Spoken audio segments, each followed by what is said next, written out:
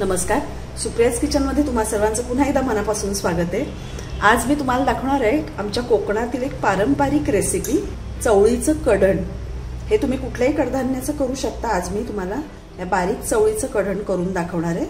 त्यासाठी ही मी 2 ते 3 तास भिजत घातली होती। चवळी लवकर भिजते, त्यामुळे 2-3 तास याला पुरेसे पडतात। आता ही आपण व्यवस्थित धुवून घेतलेली आहे आणि यात तिप्पट पाणी घालायचं आहे आणि कुकरला चांगली शिजवून घ्यायची।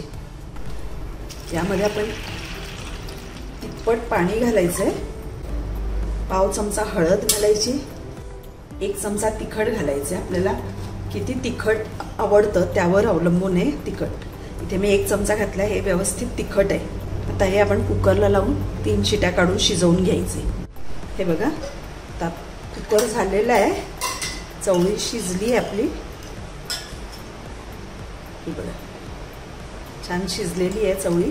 आता याच्यासाठी आपण एक वाटण करून घेणार आहोत। इथे मिक्सरमध्ये आपण यातली थोडीशी चवळी घालायची, म्हणजे आपली जे कढण असतं ते चांगलं मिळून येतं। थोडीशी घालायची। कढणामध्ये जास्त कडधान्य नसतं, ही जी आमटी असते, जो पाणी असतं त्यालाच जास्त टेस्ट असते। आता यामध्ये आपण हे ओलं खोबरं घालूया। किती माणसांसाठी करायचे आहे त्यावर आपण हे खोबरं आणि घ्यायचंय। 4 पाकळ्या लसणीच्या घेतल्या आहेत। ही थोडीशी चिंच घ्यायची आहे। याच्याऐवजी तुम्ही टोमॅटो किंवा आंब्याच्या फोडी घातल्यात तरी चालतील।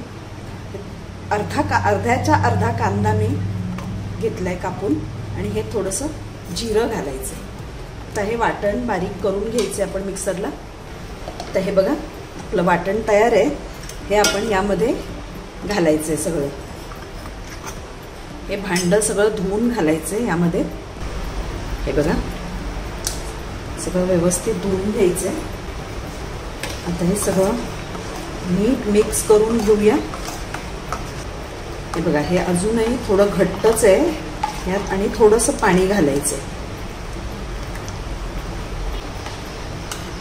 आता याला आपण छान उकळी आणायची आहे। आता आपण याला छान उकळी आणायची आहे। यामध्ये आता चवीपुरतं मीठ घालूया।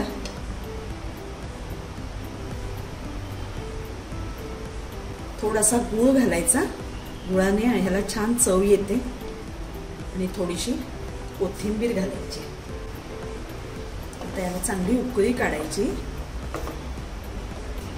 हे अतिशय चवीला सुंदर लागतं। तुम्ही नक्की करून बघा। आमच्याकडे कोकणातली ही अगदी पारंपरिक रेसिपी आहे, माझ्या आजीपासून मी बघत आले आहे। हे पूर्वी चुलीवर केलं जायचं, त्याची एक वेगळी चव यायची त्या कढणाला। आता हल्ली आपण कुकरमध्ये शिजवतो। हे कुठल्याही कडधान्याचं केलं जातं, चणे, मूग, चवळी, मसूर किंवा पावटे याचं सुद्धा कढण केलं जातं। आणि कढण केलं की भाजी असली किंवा नसली तरी काही हरकत नाही, याच्याबरोबरच तुम्ही चपाती, भाकरी किंवा भात जेवू शकता। इतकं सुंदर आणि चवदार लागतं। तुम्ही नक्की करून बघा, आणि आवडलं की नाही हे मला कमेंट सेक्शनमध्ये कळवा। आवडलं तर माझ्या रेसिपीला नक्की लाईक करा, शेअर करा, आणि माझ्या चॅनलला सबस्क्राईब करा। अशाच पारंपरिक रेसिपीज बघण्यासाठी माझ्या चॅनलला सबस्क्राईब करा। तर बघा, उकळी यायला लागलेली आहे। थोडा गॅस बारीक करायचा आणि थोडा वेळ हे असं उकळू द्यायचे। आता हे बघा, कढणाला छान उकळी आलेली आहे। गॅस आपण बंद करायचा आहे आणि आता हे उतरून दुसरीकडे ठेवून द्यायचं आहे, आणि आपण वरून आता ह्याला छानशी फोडणी द्यायची आहे। हे मी इथे या गॅसवर ठेवते, आणि इथे आपण आता एक चांगली फोडणी द्यायची। यामध्ये मी 1 चमचा तेल घातलंय।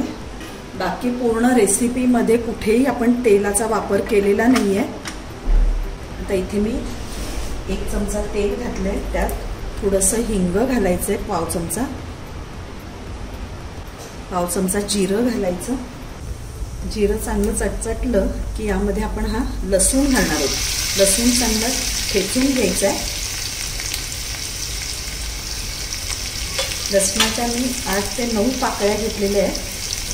आता छान लाल होईपर्यंत आपल्याला हे लसूण फ्राय करायचं आहे यामध्ये। हे बघा छान लाल झालेली आहे फोडणी। गॅस बंद करूया आणि अगदी सावकाश आपल्याला या कढणामध्ये ही फोडणी घालायची। हे बघा आपली फोडणी छान झालेली आहे। हे एकदम असं वर येतं, त्यामुळे फोडणी घालताना अगदी सावकाश घालायची आहे। आपलं चवळीचं कढण तयार आहे। अतिशय सुंदर सुगंध सुटलेला आहे। तुम्ही नक्की करून बघा आणि आवडलं की नाही ते मला कळवायला अजिबात विसरू नका। हे तुम्ही नुसतंही प्यायलात तरीही तुम्हाला आवडेल, इतकं सुंदर लागतं चवीला।